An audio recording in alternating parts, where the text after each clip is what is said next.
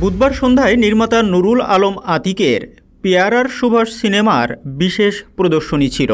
সিনেমাটিতে গুরুত্বপূর্ণ চরিত্রে অভিনয় করেন অভিনেতা আহমেদ রুবেল। এই সিনেমার প্রদর্শনীতে যোগ দিতেই উত্তরা থেকে নিজ গাড়ি চালিয়ে রাজধানীর পান্থপথের বসুন্ধরা সিটি শপিং কমপ্লেক্সে গিয়েছিলেন তিনি। বসুন্ধরা সিটি শপিং কমপ্লেক্সের বেসমেন্টে গাড়ি থেকে নামার পরই অসুস্থ বোধ করেন অভিনেতা।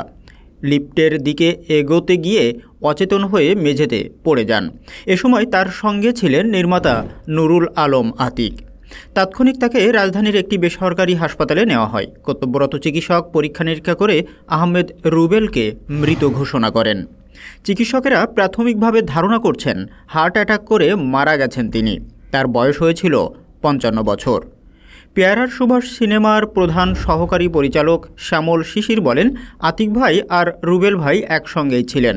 বসুন্ধরা সিটির বেসমেন্টে গাড়ি রেখে লিফটে উঠতে গেলেই রুবেল ভাই অচেতন হয়ে মেঝেতে পড়ে যান। সেখান থেকে স্কয়ার হাসপাতালে পাঠালে কর্তব্যরত চিকিৎসক মৃত ঘোষণা করেন। খ্যাতিমান চলচ্চিত্র ও নাট্য অভিনেতা আহমেদ রুবেল 1968 সালের 5ই অক্টোবর গাজীপুরে জন্মগ্রহণ করেন। তার বাবার নাম আয়েশ উদ্দিন। প্রখ্যাত নাট্যকার সেলিম আল দিনের ঢাকা থিয়েটার নাট্যদলের মাধ্যমে অভিনয় জীবন শুরু করেন তিনি। আহমেদ রুবেল অভিনীত প্রথম টেলিভিশন নাটক গিয়াস উদ্দিন সেলিমের স্বপ্নযাত্রা।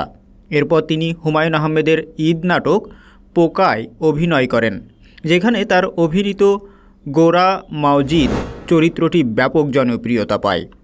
তার অভিনীত উল্লেখযোগ্য চলচ্চিত্রের মধ্যে রয়েছে শ্যামলছায়া, চন্দ্রকথা, ব্যাচেলর, গেরিলা, অলাদচক্র, লাল মোরগের ঝুঁটি, চিরঞ্জীব মুজিব ও সর্বশেষ পেয়ারার সুভাষ।